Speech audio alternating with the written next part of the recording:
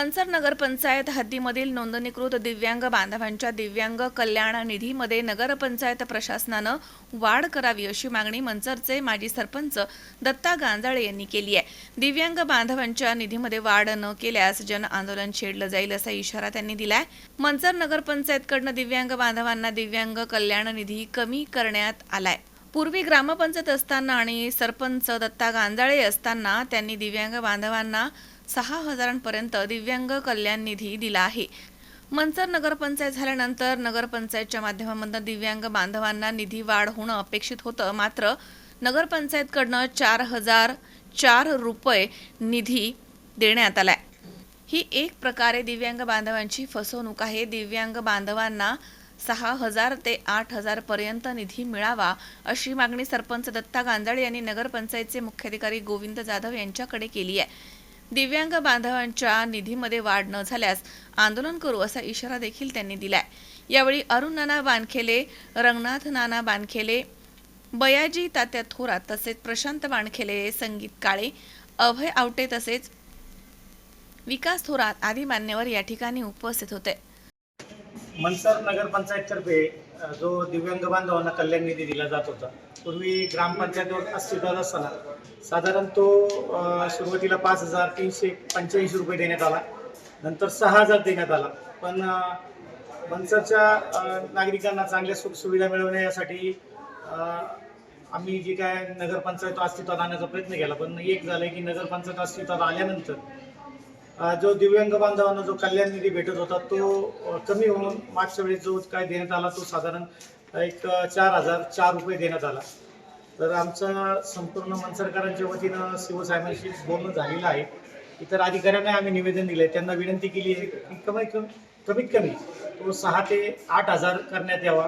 कारण पूर्वी जिल्हा परिषदेतून दरवर्षी निरोप भत्ता म्हणून 6,000 रुपये भेटत होता, पण नगरपंचायत अस्तित्वात आल्यावर तोही भत्ता कमी झाला आहे। त्यामुळे या सगळ्या गोष्टीचा सारोसार विचार करून आदरणीय मुख्य अधिकारी गोविंद जाधव साहेबांना आम्ही विनंती केली आहे की साहेब, हा जो भत्ता आहे तो तुम्ही 6,000 ते 8,000 करावा आणि मागील जो काय भत्त्यामध्ये जी काही तूट आहे ती यावर्षी भरून याच्यात भरून देण्यात यावी ही त्यांना आम्ही नम्र विनंती केली आहे।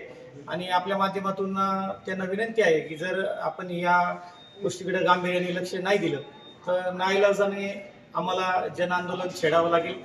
मग विनाकारण कोणी त्याचा उहापोह करू नये की निवडणुका आल्यात म्हणून या गोष्टी होतात। पण या गोष्टीसाठी मी स्वतः सरपंच असताना पण आम्ही त्याच्यावर लक्ष देत होतो आणि मला अपेक्षा आहे की गोविंद जाधव साहेब या विषयात लक्ष घालतील आणि दिव्यांग बांधवांना न्याय देतील ही माफक अपेक्षा आहे।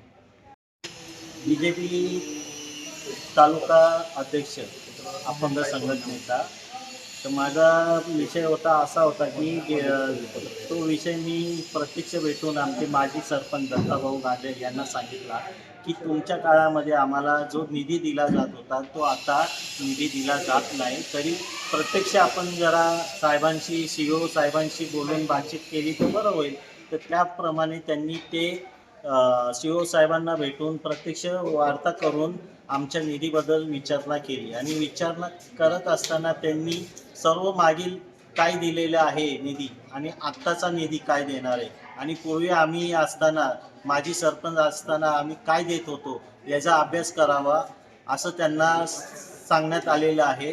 तरी दत्ताभाऊंनी यावेळेस आमच्या अपंगांना जो धीर दिला तो कधीही आम्ही विसरू शकत नाही। कारण का ते तर आमचे माजी सरपंच आहेत ते आणि त्यांचं बारकाईने लक्ष आहे अपंग लोकांकडे। तर असं असताना दत्ताभाऊंचं पूर्वीपासून अपंगांबद्दल जी भावना आहे ती खूप प्रेमाची भावना आहे, म्हणून त्यांना मी हा विषय घ्यायला लावलेला आहे आणि त्याबद्दल त्यांनी विचारणाही केलेली आहे की यावेळेस आमचा निधी वाढवण्यात यावा।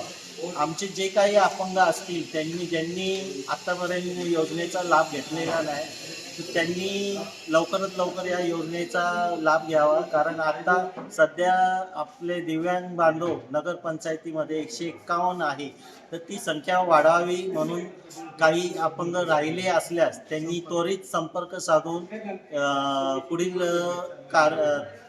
योजनेचा लाभ घ्यावा कागदपत्रांसहित। कोणाशी संपर्क साधावा?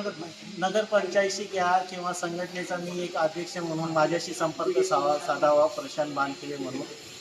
तर तुमची ती कामं आपण मार्गी लावू. स्वप्नील जाधव, सी 24 तास, आंबेगाव.